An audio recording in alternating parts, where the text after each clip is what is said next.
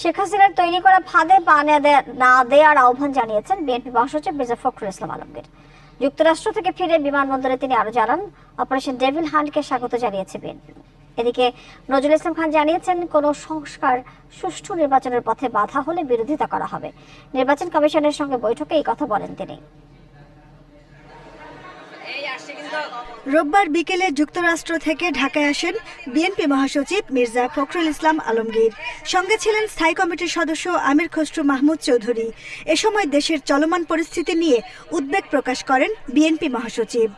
বিশৃঙ্খলার জন্য শেখ হাসিনাকে দুষছেন তিনি।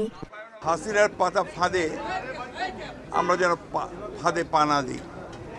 আজকে দেশের স্থিতিশীলতা বিনষ্ট হচ্ছে, অস্থিরতা সৃষ্টি হচ্ছে। এর জন্যে সম্পূর্ণভাবে হাসিনার যে ফ্যাসিস্ট যে রেজিম ছিল, সেই রেজিমই তার জন্য দায়ী। আজকে আমাদেরকে অত্যন্ত সাবধানতার সঙ্গে পা ফেলতে হবে।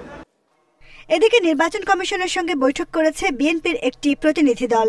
পরে দলটির স্থায়ী কমিটির সদস্য নজরুল ইসলাম খান বলেন, সংস্কার কমিশনের কোনো প্রস্তাব সুষ্ঠু নির্বাচনের পথে বাধা হলে প্রতিরোধ করা হবে।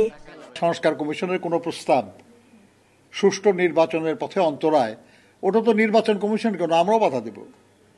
কিন্তু এই বিষয়টা তাদের সঙ্গে আলাপের কিছু নয়, এটা তো কোনো কোলাবোরেশনের ব্যাপার না। এটা তাদের মতামত তারা বলবে, আমাদের মতামত আমরা বলব। এর আগে জাতীয় প্রেস ক্লাবে এক আলোচনা সভায় যোগ দেন বিএনপির স্থায়ী কমিটির সদস্য গয়েশ্বর চন্দ্র রায়। তিনি মন্তব্য করেন, সরকার রাষ্ট্র পরিচালনায় কতটুকু যোগ্য তা 6 মাসেই প্রমাণ হয়েছে।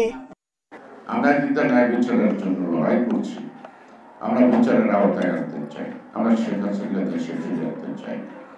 এটা চলমান প্রক্রিয়া থাকবে আইনের দৃষ্টিতে, বিচারের দৃষ্টিতে। কিন্তু যতক্ষণ হাসিনাকে আমি আনতে পারবো না, তাই বলে আমি নির্বাচন করবো না, এমন তো হয় না। দাবি আদায়ে বিএনপি আবারও রাজপথে নামতে প্রস্তুত বলে হুঁশিয়ারি দেন বিএনপির এই নেতা।